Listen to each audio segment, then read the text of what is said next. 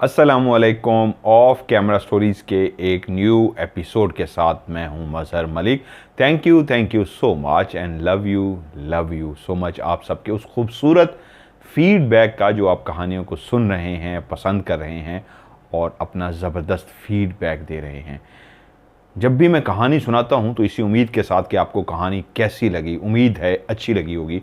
तो आपका वो कमेंट्स जो वीडियो के नीचे आते हैं, वो तमाम कमेंट्स में पढ़ता हूँ, दिल खुश हो जाता है कि आप लोगों को कहानी अच्छी लगी। व्हाट्सएप पे भी फीडबैक आ रहा होता है। तो आप लोगों से ये रिक्वेस्ट है मेरी, कहानी के नीचे कमेंट्स ज़रूर लिखा करें। उन सबको मैं पढ़ता हूँ और अंदाज़ा होता रहता है क्या देखना चाह रहे हैं, क्या पसंद आ रहा है और मज़ीद क्या ख्वाहिश रखते हैं, क्योंकि आपकी हर ख्वाहिश का एहतराम करना मेरे पे फ़र्ज़ है, लाजिम है। आज की एक और मज़ेदार कहानी जो आपको सुनाने जा रहा हूँ यूके लंदन से, मुझे यूके से इरम ने भेजी है। इरम उनका फ़र्ज़ी नाम है। बहुत ज़बरदस्त कहानी मैंने सुनी, मुझे पसंद आई। उस कहानी को जब मैं सुन रहा था तो एक और कहानी मेरे दिमाग में आ रही थी, मैंने बचपन में पढ़ी थी। मैं मुस्कुरा पड़ा उनकी कहानी को सुनते हुए, लाइव सुन रहा था उनसे। तो उन्होंने कहा आप हंसे क्यों?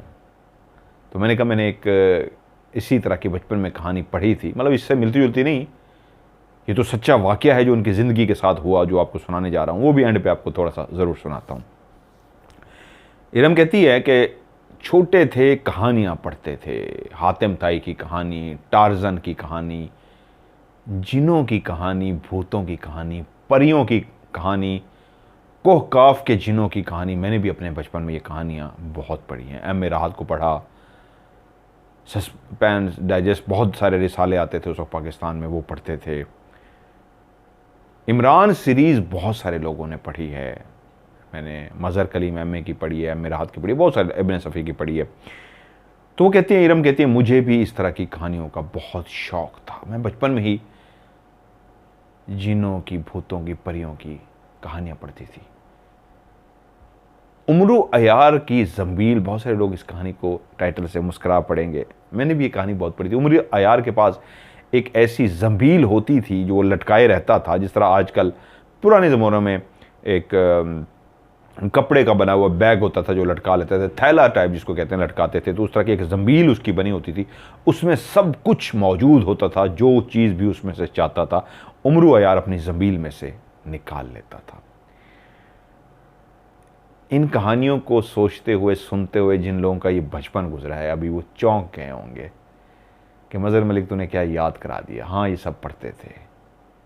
सखी हातिम ताई भी याद है, उमरू अयाल की ज़ंबील भी याद है, टार्ज़न की कहानियाँ भी याद है, इमरान सीरीज़ भी याद है, हिकायत, ख़वातीन डाइजेस्ट, अखबार जहाँ, नवाए वक्त, फूल कलियाँ, बहुत कुछ था जो हम पढ़ते थे। मोबाइल आया तो सब खा गया, फिर हम कुछ भी ना पढ़ सके, यहाँ तक कि एक दूसरे को ना पढ़ सके कि किसको किसकी ज़रूरत है। कौन है जो अंदर से अकेला है, हाथ में मोबाइल लेके सहारा ढूंढ रहा है, असल में अकेला है। हम अपने आप को ये भी ना पढ़ सके। अरे दूसरों को छोड़िए, हम तो अपने आप को ना पढ़ सके। कहाँ खो गए, दूर कहाँ खो गए। वापस आते कहानी की तरफ। इरम कहती हैं, मैं भी इसी तरह की कहानियाँ पढ़ती रही। जिनों भूतों का शौक़ था, बहुत दिल करता था जिन को देखूं, डर भी लगता था भूत को देखूं, खौफ आता था चुड़ैल से मिलूं। हाय हाय, नहीं नहीं नहीं नहीं नहीं, वो तो पिच्छल पैरी होगी, उसके तो पाँव ही उल्टे होंगे, उसकी इस तरह की चूंच होगी, इसी तरह की लंबी सी नाक होगी, और वो चुड़ैल होगी, एक झाड़ू पे बैठ के उड़ रही होगी। ये भी एक झाड़ू पे बैठी हुई है, पीछे इसके झाड़ू बना हुआ है, और ये लंबी नाक वाली एक चुड़ैल ही है जो झाड़ू पे बैठ के उड़ रही है।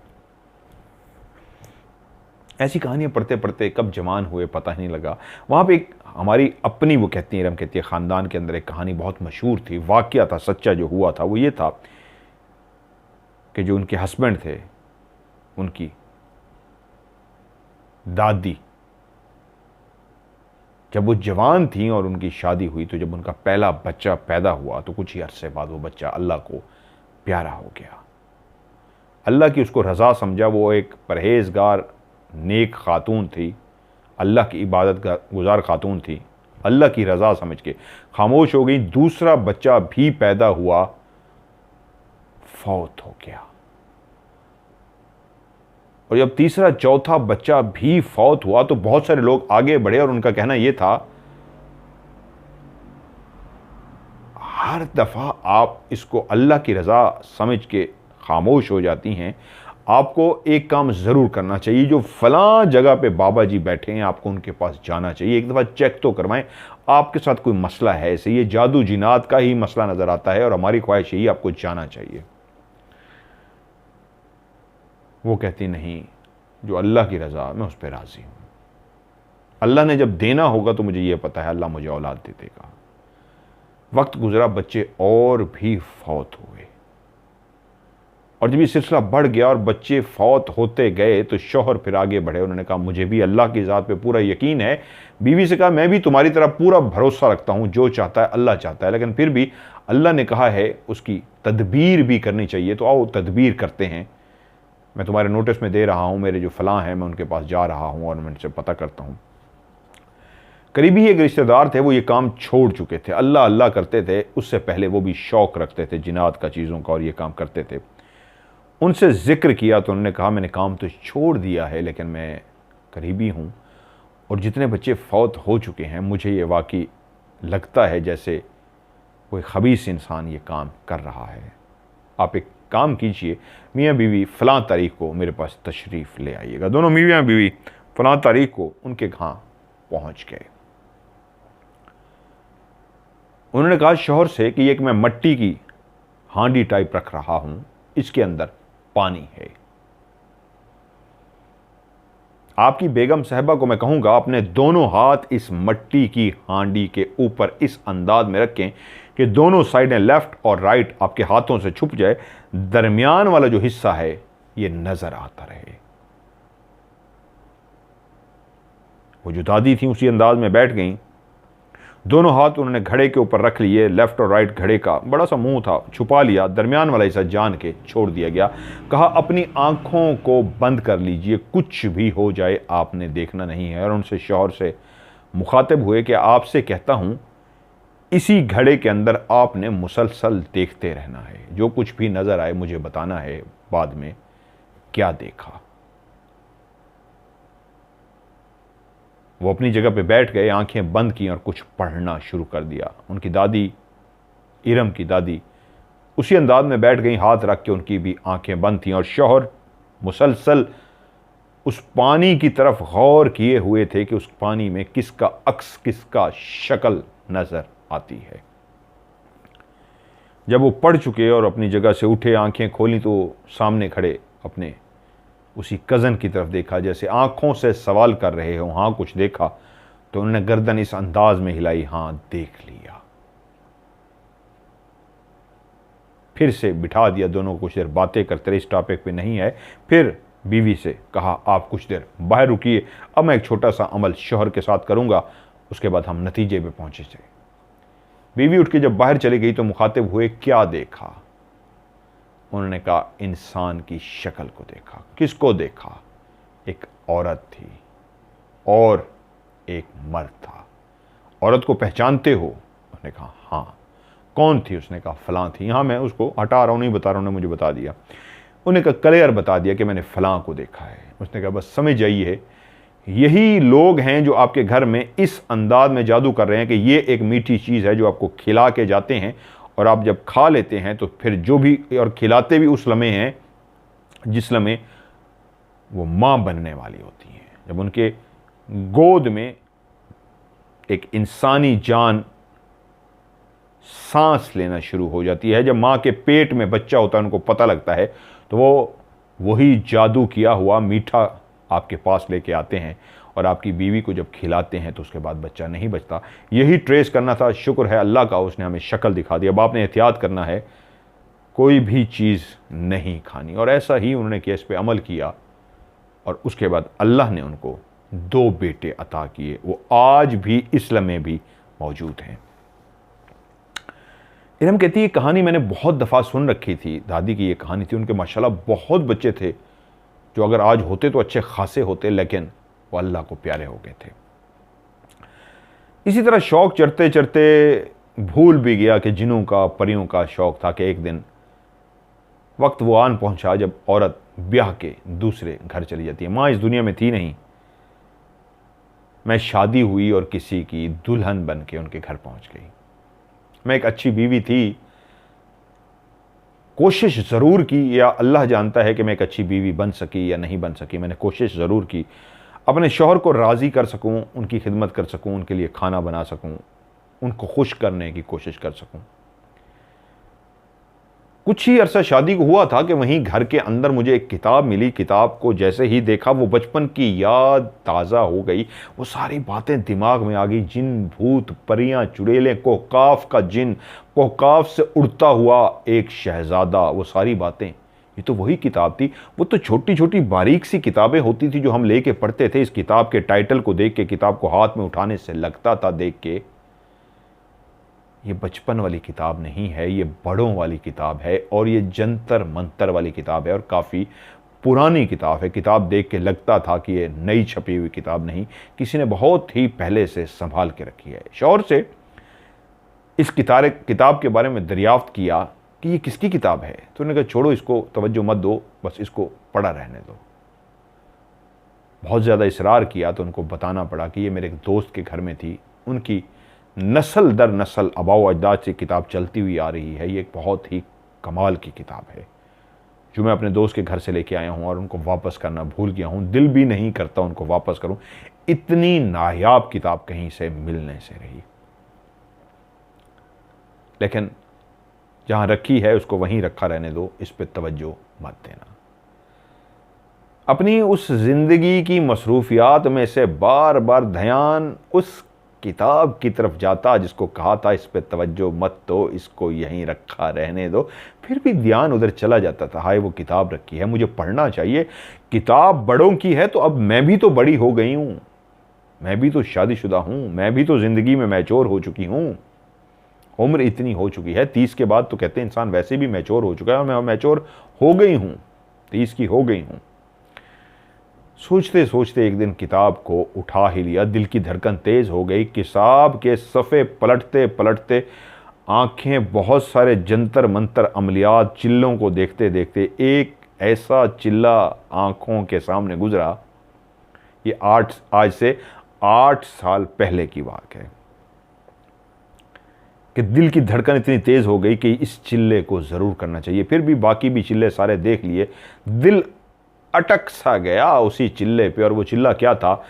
किसी भी ऐसे शख्स को वापस बुलाना जो मर जाए, यानी किसी भी मुर्दे को अपने पास बुलाना और उसको अपने पास बुला के उससे वो सवाल जवाब करना जो आप जानते हो, जो जिंदा इंसान नहीं जानते, वो मुर्दे जानते हैं। तो मुर्दे को बुलाना और मुर्दे को बुला के उससे सवाल जवाब करना। मैंने पिछले दिनों रूहानियत वाले प्रोग्राम में भी एक बात कही थी, दुनिया में ऐसे अभी गोरे भी हैं, बड़े नामवर हैं, मशहूर हैं, जो रूहों को बुलाते हैं और रूहों को बुला के उनसे सवाल जवाब करते हैं। तो मैंने इस पर कहा था मैं भी कुछ अर्से बाद इस पर एक सवाल प्रोग्राम करूँगा। हमजाद को बुलाना, लोग उनको रूह कहते हैं, मैं हमजाद कहता हूँ, हमजाद को बुलाना, उनसे सवाल जवाब करना। उस ऐसा दिल आया अमल पे, उस चिल्ले पे कि ये मैंने करना है, हर सूरत में करना है। और वो तो था भी आसान, 7 दिन का अमल था। करना क्या था? 7 दिन बैठ के पढ़ाई करनी थी। मर्दों के लिए कुछ और असूल थे, औरतों के लिए कुछ उसमें असूल और लिखे हुए थे। मर्द और दोनों औरत दोनों ने जब भी इस चिल्ले को शुरू करना था तो उससे पहला जो काम था, इंतज़ार करना था कि कोई मर जाए, और जो भी मरे, मरने के बाद उसको जब गुस्ल दिया जाए, गुस्ल देने के बाद जब उसको कफन पहना दिया जाए, तो कफन के बाद उसके कानों और नाक में रुई दी जाती है, कॉटन, कपास जिसको कहते हैं। दोनों नाक में और कानों में मुर्दे के रुई दी जाती है। तो उस मुर्दे के नाक से या कान से रुई का टुकड़ा निकालना था, और उस टुकड़े को निकाल के 7 दिन जो आप रोटी बनाते हैं, जिसको आटा कहते हैं, पेड़ा गूंदना था एक बाकायदा, रोज़ाना एक नया पेड़ा, गोल सा पेड़ा बना के उसका जिस तरह दिया बनाते हैं, उसी पेड़े का दिया बना के उसको खुश्क करना था। जब वो दिया खुश्क हो जाए तो वही रुई, उसका छोटा सा टुकड़ा लेके उसी रुई में से एक लौ बनानी थी रुई की ऐसे करके, जिसको जलाना था, और उसी रोटी के अंदर, आटे के अंदर तेल डाल के उस रोई के अंदर वो मुर्दे की भी जो रोई थी कान से या नाक से निकली उसको भी शामिल करना था और उस दिए को जलाना था। और वहां पे कहना जो था वो लफ्ज थे, मैं आपकी दावत करती हूं, आप मुझसे मिलने आइए। ये था औरत के लिए, और मर्द के लिए ये था कि मर्द भी यही सब कुछ करेगा, इसी तरह रोई लेगा, सारा कुछ लेगा, इसी तरह दिया बनाएगा, लेकिन वो घर में नहीं बैठेगा, वो कब्रिस्तान में बैठेगा। लेकिन उसके लिए एक और शर्त भी थी मर्द के लिए कि वो जब मुर्दे को नमाज जनाजा पढ़ लिया जाएगा और उसको दफनाने लगेंगे, तो उसी लम्हे दफनाने से पहले उसने लोगों की आंख बचा के या तरीके से साफ करते हुए जैसे भी उसने उस मुर्दे के कान या नाक से रोई को निकालना था और वहीं पे मौजूद रहना था। जब वो मुर्दे को कब्र के हवाले कर देते, कब्र को बंद कर देते, मट्टी डाल देते और लोग चले जाते, तो वहीं पे खड़ा रहता पढ़ने के बहाने, और जब सब चले जाते तो वो कहता अस्सलामु अलैकुम, उस मुर्दे की कब्र पे उस मुर्दे को सलाम करता और कहता मैं तुम्हारी दावत करूंगा, तुम आ जाना। ये मर्द ने जुमला वहां पे बोल के आना था कब्रिस्तान पे, उसकी ताज़ा कब्र के, अस्सलाम अलैकुम, मैं तुम्हारी दावत करूंगा, तुम आ जाना। और उसके बाद सेम वही प्रोसीजर करना था जो औरत ने करना था। इरम कहती है मेरे दिल को इतना अच्छा लगा कि मैंने कहा ये मैं करके रहूंगी, मैं मुर्दे को बुलाऊंगी। अब इंतज़ार था कोई मरे, उसको कफन पहलाया जाए, नहलाने के बाद, गुस्ल देने के बाद, और वो रोई हासिल करनी थी। किताब पढ़ ली, बेचैनी शुरू हो गई। अब कान एक आवाज़ सुनने के लिए बेचैन है कि फ़लाँ फौत हो गया, ऐसा जो यहीं यूके में ही हो। पाकिस्तान में अगर फौत हुआ तो वहाँ तो जा नहीं सकते, या कोई इतना करीबी पाकिस्तान में हो, खुदा ना करे किसी का भी हो। वो ऐसी कशमकश वाली सूरत हाल थी। वो कभी अपने आप को कोसती है मैं क्या सोच रही हूँ, वो कोसती मैं किस तरफ चल पड़ी हूँ, वो कोसती ये क्या हो रहा है, और वहीं अपने आप को कोसते छोड़ो मैंने नहीं करना, ये फजूल चीज़ें हैं। इसी तरह वो अपने आप को झुटला देती, कामों में लग जाती। करते करते करते एक दिन खबर आई कि फलां साहिब फौत हो गए।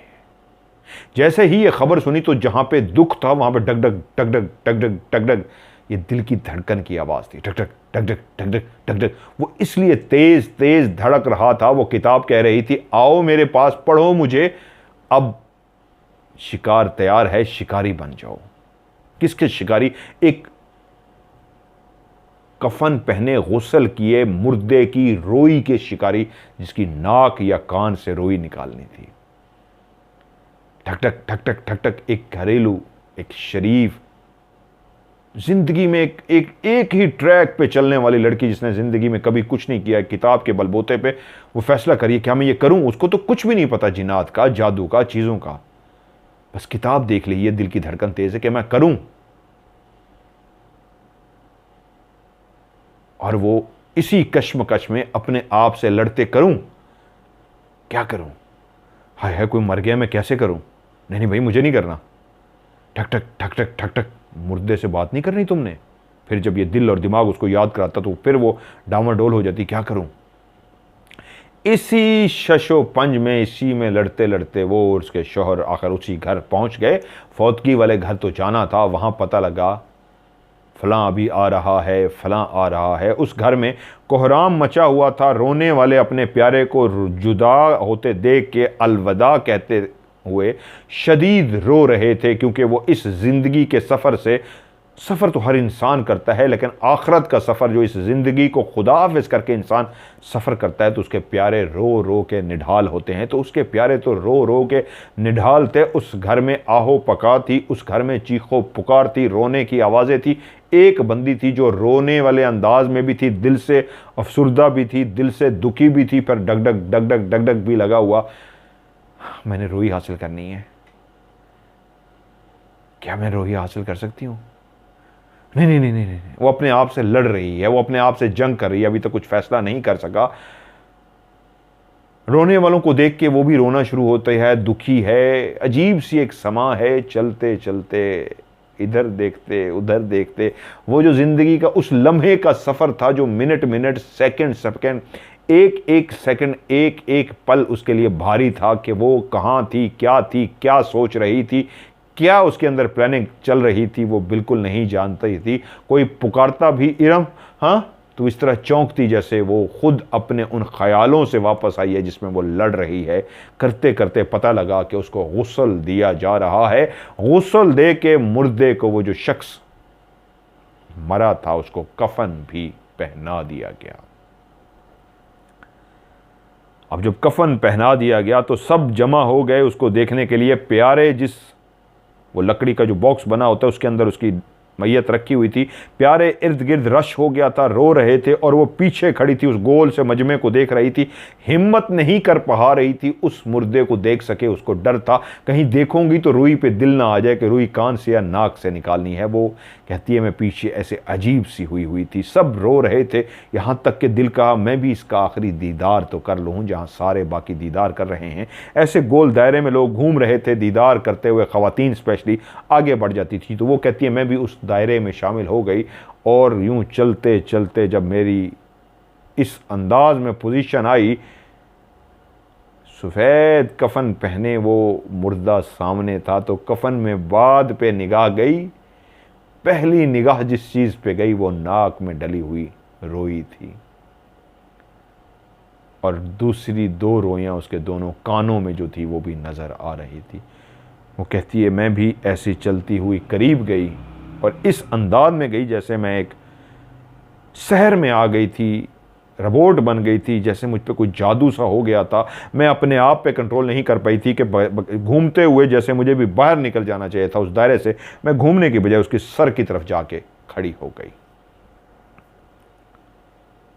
रश इतना था कि किसी को किसी की पहचान नहीं थी। मेरे हाथों ने कैसे हरकत की, कैसे मेरे हाथ उसके कानों तक पहुंचे, यहाँ तक कि एक उसके कान से मैंने रोई निकाल ली। वो रोई मैंने निकाल के मुट्ठी में बंद कर ली, ऐसे मुट्ठी में बंद की जैसे दुनिया का सबसे बड़ा ख़जाना, दुनिया का सबसे बड़ा कीमती पत्थर, नायाब चीज़ मेरे हाथ में आ गई है। वो हाथ में था और दिल ऐसे लगता था कि फट जाएगा। ठक ठक ठक ठक ठक ठक ठक ठक ठक ठक, इतनी तेज़ी से धड़क रहा था कि मुझे लगता था मुझे कुछ हो जाएगा। पूरा जिस्म मेरा कांप रहा था। अभी तो सिर्फ मैंने मुर्दे के कान से एक रोई हासिल की थी।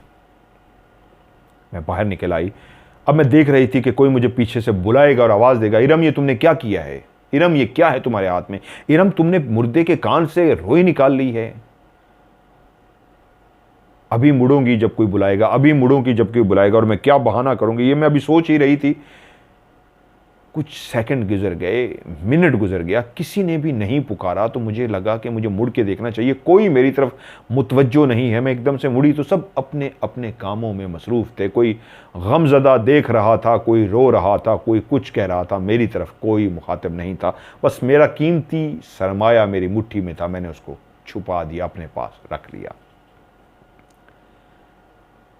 अब मैं घर आ गई जब वहाँ से, तो फैसला कर चुकी थी मैं करूँगी। जब मैंने ये हासिल कर लिया तो अब मेरे अंदर एक जोश आ गया था। खौफ भी था लेकिन शदीद नहीं था, लेकिन जोश ज़्यादा था कि मैं इसको हासिल कर लिया है, अब मैं अमल भी करूँगी। सो मैंने फ़ैसला किया कि मैंने 7 पेड़े बना लिए आटे के,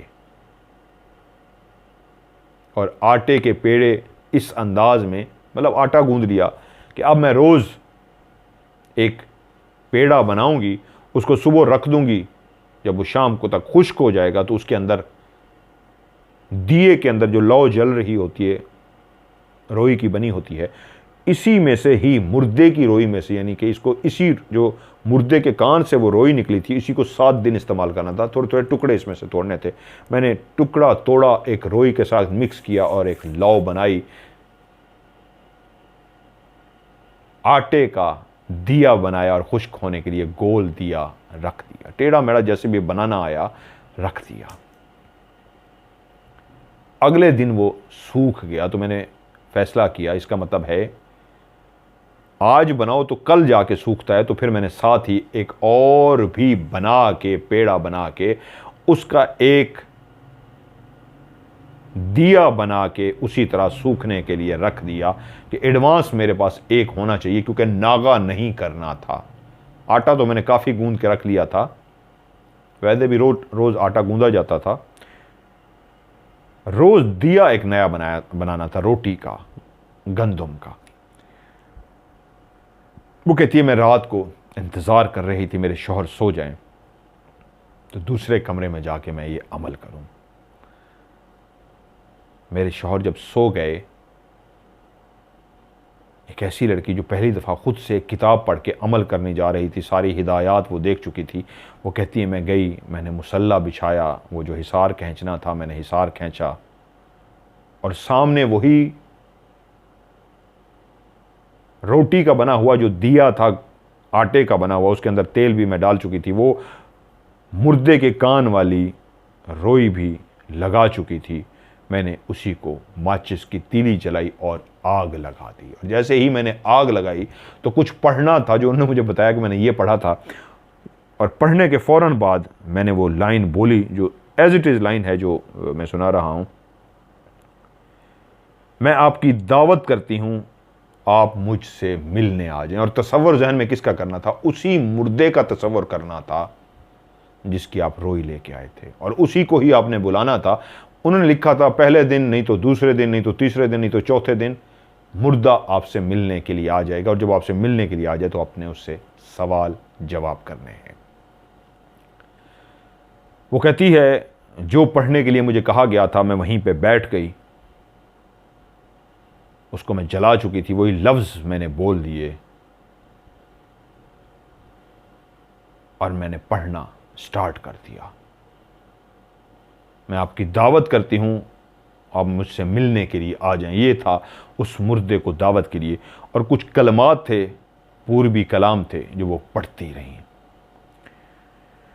उनकी दिल की धड़कन बहुत तेज़ थी, कमरे के इर्द गिर्द वो देखती थी अभी वो मुर्दा आ जाएगा। उनके दिमाग में, उनके ख़यालों में वो सोया हुआ मुर्दा जो कफन में लिपटा था, जिसके पूरा जिस्म ढांप दिया गया था, सिर्फ मुंह को बाहर निकाला गया था, जिसकी रोई नाक के अंदर और कानों के अंदर थी, वो उसको अभी भी याद था और उसको लगता था अभी वो उसके सामने आएगा। वो एक आम घरेलू लड़की, सादा सी लड़की, एक अकेली बैठी बेवकूफ़ी में, अपने जनून में, उन बचपन की कहानियों के जनून में वो अमल करने जा रही थी। एक ऐसा बड़ा खौफनाक अमल जो उन्होंने मुझे मेरे साथ शेयर भी किया है, जो वो कह रही है मैं बैठी कर रही थी। और मैं पढ़ती रही, पढ़ती रही, पढ़ती रही, पूरी रात जिस्म कांपता रहा। मुर्दा किसी टाइम भी आ सकता था, और पढ़ते पढ़ते पढ़ते जो तादाद थी वो पूरी हो गई, लेकिन मुर्दा नहीं आया। मैंने कहा कोई बात नहीं। उन्होंने कहा था पहली नहीं तो दूसरी रात आ जाएगा, कल फिर पढ़ते हैं। अब वो जो मेरा प्रोसीजर था एडवांस में एक आटे का दिया बनाना, वो मैंने बना के खुश्क करने के लिए रख दिया था। ये सर्दियों के मौसम, दिसंबर का महीना था यूके में। वो मैंने उसी तरह बना के खुश्क करने के लिए रख दिया था, जो ऑलरेडी खुश्क हो चुका था। अगले दिन मैंने वही इस्तेमाल करना था। अपने सारे घर के काम काज किए और रात का इंतज़ार किया शौहर सो जाए तो मैं नया दिया बना सकूं। उन्हें लिखा हुआ था वो जो पुराना दिया है वो आपने संभाल के रख लेना है। जब आपकी मुलाकात हो जाए तो आपने उस दिए को किसी ऐसी जगह फेंक के आना है, जैसे कोई कब्रिस्तान, जैसे कोई वीराना, या कोई भी ऐसी जगह जहां पे कोई आता जाता ना हो, जहां पे इंसान का गुजर बसर ना हो। मिसाल के तौर पे एक बहुत बड़ा पार्क है, जंगल में बना हुआ है या वीराने में है, तो जो ट्रैक बना हुआ है उसको छोड़ के कोई भी ऐसा हिस्सा जहां पे लगता है यहां पे इंसान नहीं आता होगा, वहां पे आप उसको डालें या चलते पानी में बहा दें। ये जरूर करना है, नहीं तो मुर्दा आपकी जान नहीं छोड़ेगा। जिस दिन भी मुलाकात हो जाए, पहले दिन हो जाए तो पहले दिन का दिया, दूसरे दिन हो जाए तो 2 दिए, तीसरे दिन का हो जाए तो 3 दिए, 7वें दिन हो तो 7। यानी कि आपने फेंकना नहीं था। वो जो पहले दिन वाला दिया था वो मैंने छुपा दिया कि अब इसको कब्रिस्तान में, वीराने में या पानी में इसको डालना है। दूसरी रात जब टाइम हो गया, वही दिया जलाया गया, वही कि मैंने काटन ली मुर्दे की कान वाली, उसको रोई के अंदर मिक्स किया, काटन में इस तरह मिक्स करके एक रोई सी बनाई, लौ सी बनाई, उसको नए आटे का जो दिया था उसमें तेल डाला, उसमें वो लगाई, माचिस की तीली जला के उसको आग लगा दी और फिर से उसको ख्यालों में ला के उसी मुर्दे को जिसके कान से ये हासिल की गई थी, मैंने कहा मैं आपकी दावत करती हूँ, आप मुझसे मिलने के लिए आ जाइए। और उसके साथ जो कलमात भी पढ़ने थे उस मुर्दे के लिए वो कलमात थे, वो भी कलमात पढ़े गए और कलमात पढ़ने के बाद ये जुमला बोला गया, मैं आपकी दावत करती हूँ, आप मुझसे मिलने के लिए आ जाएं। और उसके बाद मैंने वहीं पे बैठ के पढ़ना शुरू कर दिया। वो कहती है मैं पढ़ती रही, आंखें इर्द गिर्द उस मुर्दे को तलाश करती रहीं कि वो अभी आया। आज कल की निस्बत दिल की धड़कन कम तेज़ थी, कल बहुत खौफ था, आज थोड़ा सा खौफ भी कम हो गया था। दिल की धड़कन तो तेज़ थी लेकिन कल की निस्बत कम तेज़ थी। मैं पढ़ती रही, यहाँ तक कि पढ़ते पढ़ते रात भी बीत गई। मुकम्मल हुआ अमल लेकिन कोई भी मुर्दा न आया। उस दिए को भी जब मैं उठी, मैंने अपना मुसल्ला उठाया तो उस दिए को भी उठा के उसी पहले वाले दिए के साथ छुपा दिया कि ये भी अब पानी में बहाना है या वीराने में फेंकना है। अब कल रात मज़ीद मैं अमल करूँगी। अगली रात फिर से उसी तरह बैठी, उसी तरह दिया जलाया, उसको दावत दी, पढ़ाई की, सब कुछ बैठ के पढ़ा तो कुछ भी नहीं हुआ। आज रात पढ़ते हुए दिल की धड़कन बिल्कुल कम धड़क रही थी, खौफ ना होने के बराबर था। ऐसा लगता था कि ये क्या फजूल है, मैं तो बैठी कर रही हूँ, लगता है इन्होंने बेवकूफ़ी बनाया है, चलो आज भी करके देख लेते हैं। वो तो कह रहे थे पहले दिन आ जाएगा, मुझे तो तीसरा दिन हो गया। मैं पढ़ती रही यहाँ तक कि आज भी गिनती मुकम्मल हो गई। मुझे लग गया नहीं भाई, ये जिसने भी किताब लिखी है ना, हमें फजूल सी किताब लिखी है लोगों को बेवकूफ़ बनाने के लिए, तो मुझे भी उन्होंने बेवकूफ़ बना दिया है। फिर भी मैंने वो उठाया, दिया छुपाना तो था, चलो इसको फेंकती हूँ, कल कुछ करती हूँ। मैंने मुसल्ला लपेटा, उसी दिए को उसी तरह उठाया, जहाँ पे पहले 2 रखे थे उनको वहाँ पे रखा और मैं सो गई कि यार ये क्या एवं खाम का फजूल चीज़ है। किसी मुर्दे शुर्दे ने नहीं आना, उन्होंने एवं ही लिख रखी होती हैं किताबें। मैंने पहले भी सुना था किताबें जितनी भी होती हैं सारी झूठ और फजूल होती हैं, कख भी नहीं है। मैं एवं मंत्र पढ़ती रही हूँ, पता नहीं केड़ा मंत्र, ये वो, ऐसी बहुत सारी बातें की और गुस्से में मैं सो गई। दिन को अपना काम शाम किया और रात का मैं फैसला कर चुकी थी कि आज रात को मैंने कोई अमल शमल नहीं करना, ये सब फजूल है, सब बकवास है, एवं ही बातें, छोड़ो कोई चक्कर नहीं है। मैं अपना सारा काम शाम की, शाम को शौहर ने कहा बाहर शॉपिंग के लिए चलते हैं। हम लोग बाहर गए, कुछ घर का सामान वगैरह लेना था, ग्रॉसरी करनी थी, हमने ग्रॉसरी की, सामान वगैरह लिया। काफ़ी ठंड थी, रात को हम 9 साढ़े 9 बजे के करीब हम लोग घर वापस आए। शौहर ने सारा सामान उठाया, थोड़ा सा सामान मैंने लिया और हम घर में दाखिल हो गए। जब हम सामान रख रहे थे तो शौहर को थोड़ा सा काम था, वो ऊपर की तरफ जाने लगे, तो मैंने उनसे पूछा वो बाकी वो किधर है। उन्हें कहा ओहो लगता है वो गाड़ी में रह गया है, वो रुको मैं ले आता हूँ। तो मैंने कहा ठीक है आप जाएं, मैं लेके आती हूँ। उन्होंने कहा अच्छा ठीक है। वो चले गए और मैं गाड़ी की चाबी ले आके गाड़ी की डिक्की खोली और सामान मैं गाड़ी से निकालना शुरू हो गई। जो भी थोड़ा सा सामान रह गया था वो हम दोनों को याद नहीं रहता, वो डिग्गी में पड़ा हुआ था। वो कहती हैं मैंने डिग्गी में से सामान उठाया और ऑटोमेटिक गाड़ियाँ होती है, डिग्गी बंद हुई और मैं जैसे ही मैंने टर्न लिया है तो ये एक सर्दियों की एक नॉर्मल सी रात थी, दिसंबर था, जो यूके में दिसंबर होता है। इसमें फोग नहीं होती, धुंध नहीं होती, बारिश भी उस रात नहीं थी, क्लियर था सब कुछ, लेकिन काफ़ी ज़्यादा ठंड थी। मैंने बहुत ज़्यादा जैकेट पहनी हुई थी, काफ़ी ठंड थी, मुंह से धुएँ निकल रहे थे। और मैं जैसे जैसे शॉपर से मुड़ी हूँ, तकरीबन मेरे कद से 2 फुट 3 फुट ऊंचा बिल्कुल मेरे सामने वही कफन पहने, उसी तरह उसकी दोनों नाक के अंदर रोइयां थीं और एक कान के अंदर रोई थी और एक कान के अंदर रोई नहीं थी। इसके बावजूद कि वो कफन में था फिर भी चौकड़ी मारे इस अंदाज में उसके धड़ को लगता था जैसे वो नीचे वाला हिस्सा उसने चौकड़ी मार लिया, वैसे आगे की तरफ फैला हुआ था कफन।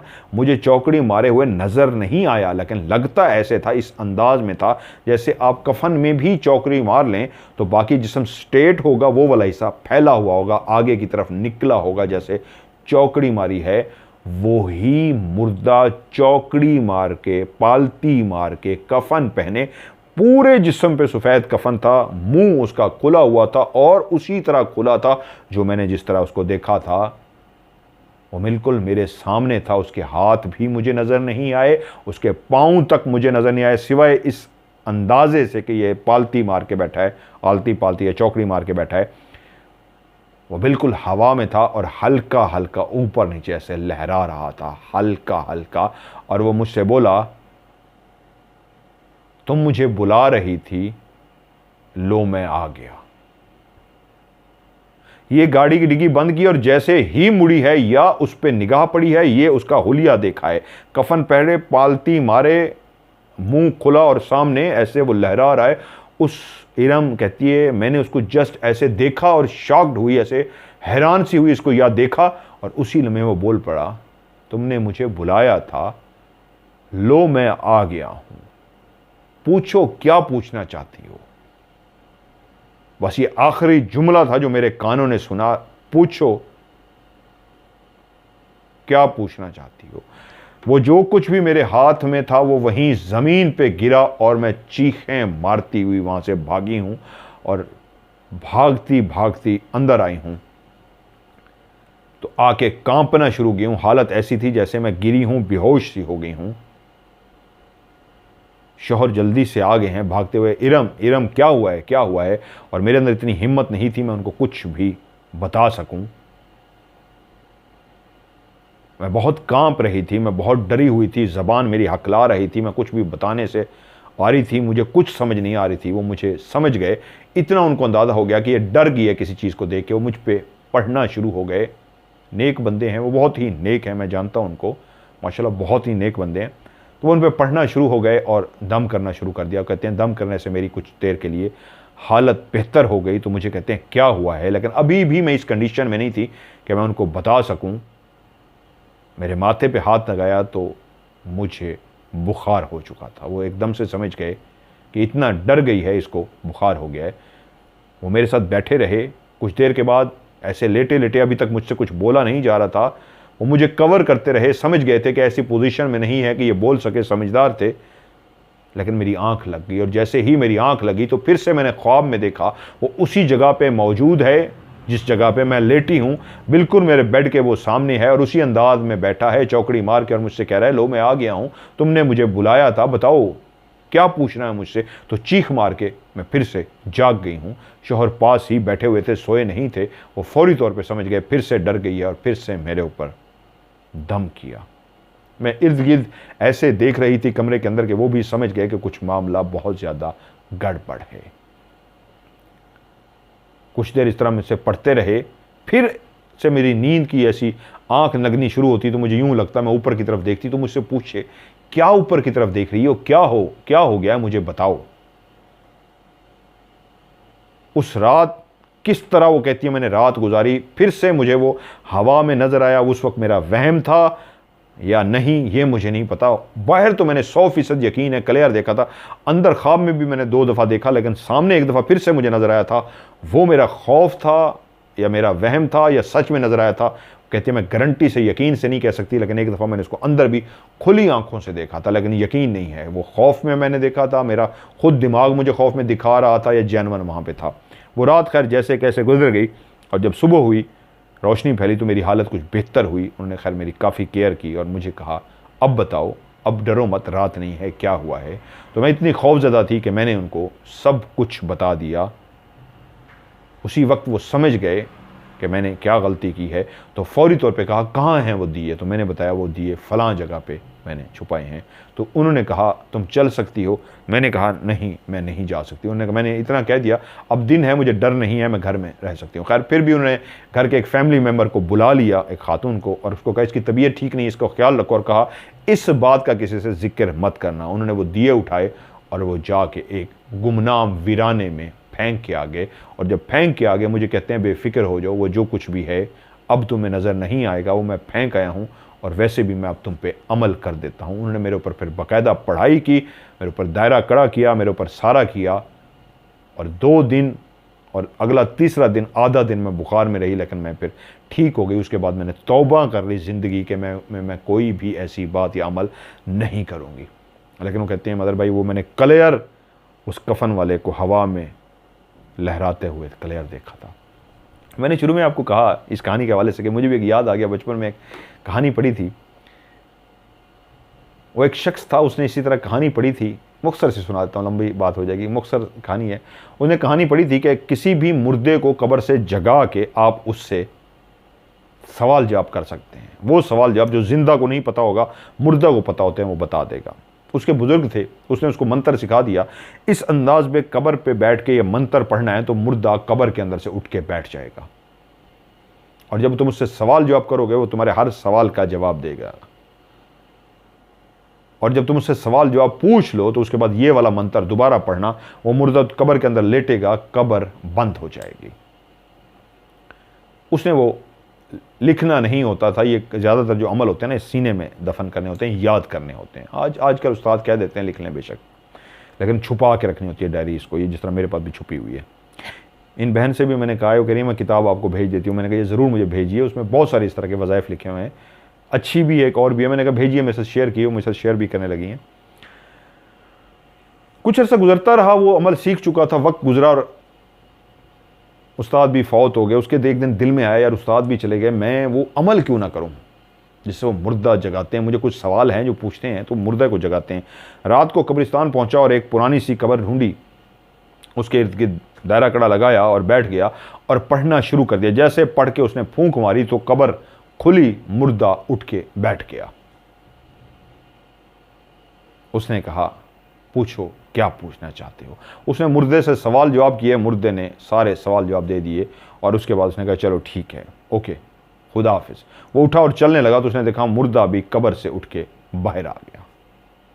उसने कहा ये बाहर क्यों आ गया? तो उसको याद आया वापस वही अमल करना होता है तो ये मुर्दा कब्र के अंदर जाएगा। तो उसने कहा ओके मैं वापस वाला अमल करता हूं। तो उसको याद आया वापस कब्र में भेजने वाला अमल उसको भूल चुका है। हुए ये क्या हुआ, इसको मैंने वापस भेजना है, वो तो मुझे अमल ही भूल गया, अब मैं इसको वापस कैसे भेजूं? काफी देर सोचता रहा। अब वो मुर्दे को चक्कर देने की कोशिश करे, इधर निकले तो वो तो मुर्दा था, वो उसके पीछे आ जाए, वो उधर जाए वो उसके पीछे आ जाए। उसने दौड़ना शुरू कर दिया कब्रिस्तान में, देखा उसने मुर्दा कफन में डग डग डग डग डग उसके पीछे दौड़ रहा है। बैठ गया, मुर्दा आके साथ बैठ गया। वो ना उसको मुर्दे को ऐसे देखते देखते ना आंखें बंद करके लेट गया, कुछ भी नहीं हुआ। उसने कहा इसका चला गया है। देखा कोई भी नहीं, उठने लगा तो देखा वो भी पास ही लेटा हुआ है और उसी तरह उठने लगा। उसने कहा यार ये तो पीछे ही पड़ गया, अब क्या करूं, बंद करने का तरीका ही नहीं आता। अब मुर्दे से ये सवाल पूछें कि आपको कैसे जगाना है और कैसे अमल करके बंद करना है, मुर्दा ये नहीं बता सकता था, ये अमल था। मुर्दा सिर्फ दुनियावी सवालों का जवाब देता था।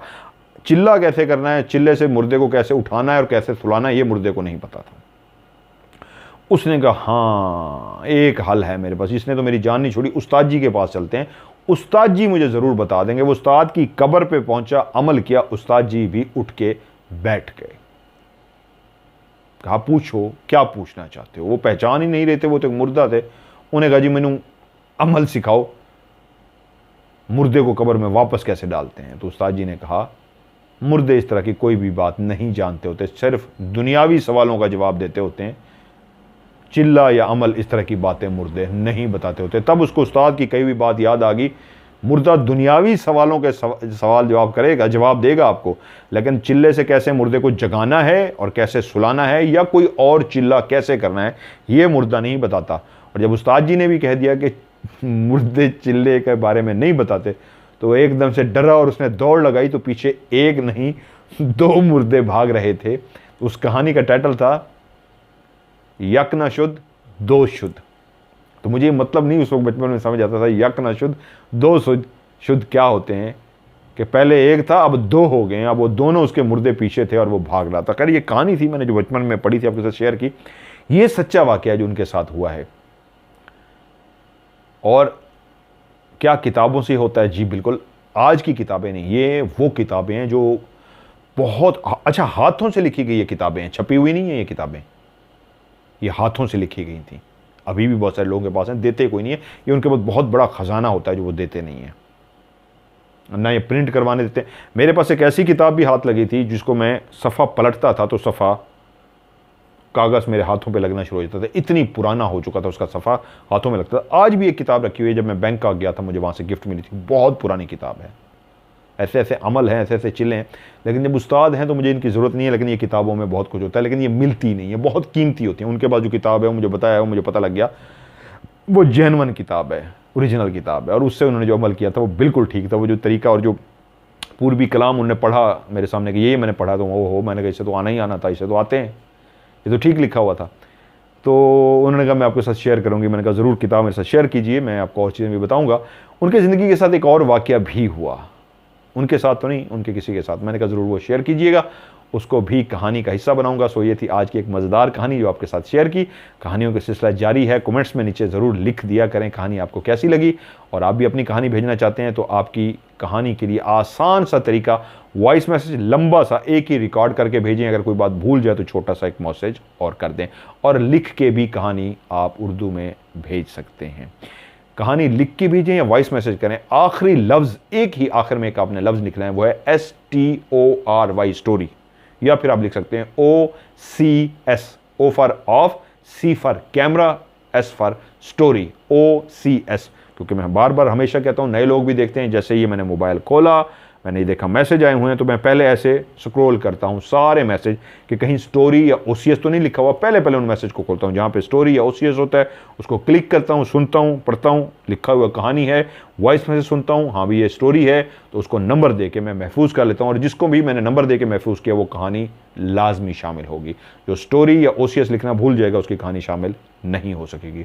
कुछ लोगों ने फेक हरकत भी की, स्टोरी लिख दिया लेकिन अंदर अपना मसला लिखा हुआ था। ऐसे लोगों को जिनकी इब्तिदा ही झूठ की बुनियाद पे हो, मैं जवाब नहीं देता। भेजने के लिए मेरा व्हाट्सएप का नंबर है, पाकिस्तान का कोड मिलाएंगे 009230655500। मैं रिपीट करता हूं 0313665550। आज की OCS से मदर मलिक को दीजिए इजाज़त। अपना ढेर सारा ख्याल रखिएगा। खुदा हाफिज़।